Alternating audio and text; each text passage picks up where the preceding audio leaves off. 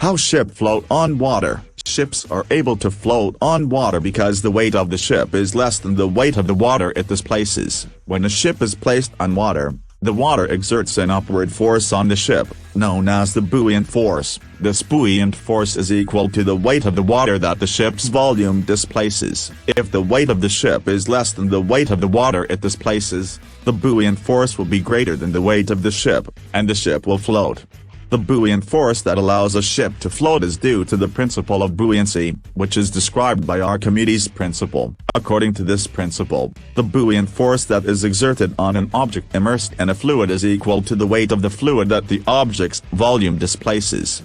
This principle explains why some objects float and others sink in a fluid, and it is often used to calculate the density of an object. The shape of a ship's hull is also an important factor in its ability to float. The hull of a ship is designed to be as hydrodynamic as possible, meaning that it is shaped in such a way as to minimize the resistance it experiences when moving through the water.